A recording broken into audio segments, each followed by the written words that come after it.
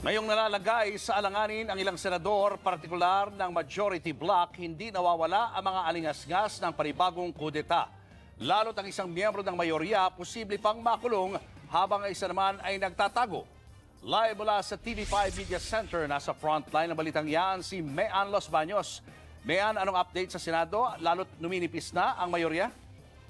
Julius, alam mo, never say die at hindi talaga nawawala ng pag-asa ang mga taga-minority bloc dahil umaasa pa rin sila na ilang mga senador mula sa majority bloc ang posibleng araw mag-over the backward o lumipat sa minority bloc. Katunayan, itong darating na weekend, Julius, may kakausapin daw ang minority na 2 senador mula sa majority bloc at umaasa sila na sa pamamagitan niyan baka mabuo ang numero sa kanilang inaasam na leadership change.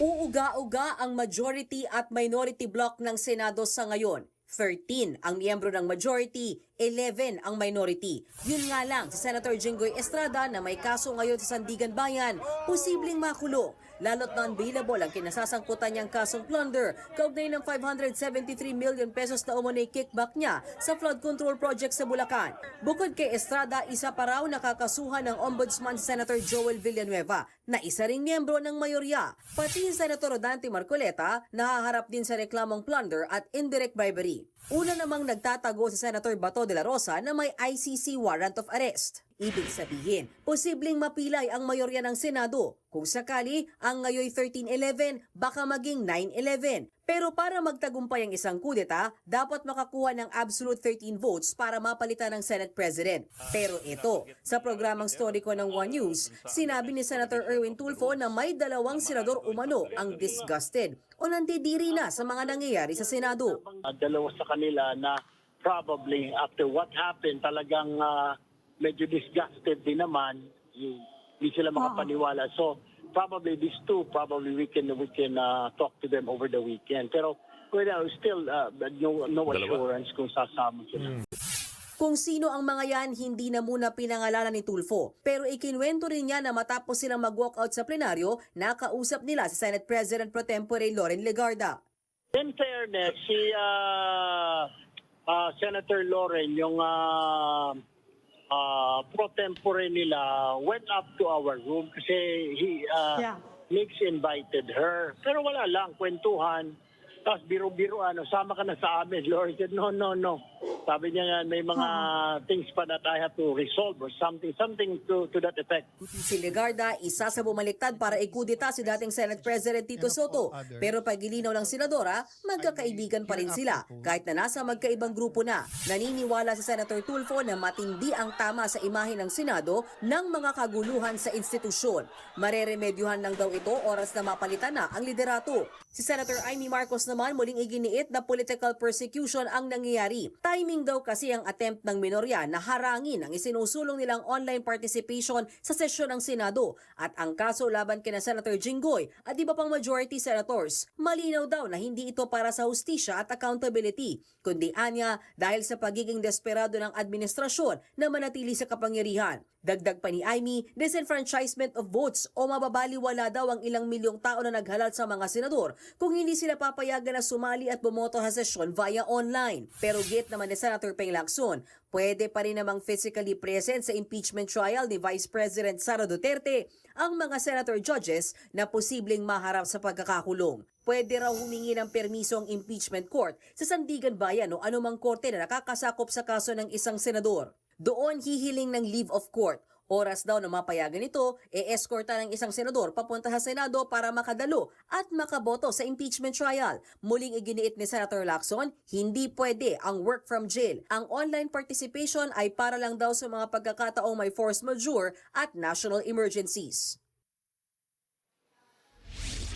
Julius, dahil nauwi nga sa pag-walkout yung diskusyon noong nakaraang Martes doon sa motion kung papayagan ba yung teleconferencing o yung online na pagboto at pag-participate ng mga senador sa sesyon, inaasahan ng mainit na naman na debate sa darating na Lunes. Isa pang dapat abangan dyan, makakabuo na ba ng numero ang minorya at masasagawa na ba yung matagal na nilang pinaplano na kudeta? Lahat ng yan, abangan ng susunod na kabanata. Balik sa iyo, Julius. Mean, paano yan kung biglang mas marami na ang minority bloc sa Senado?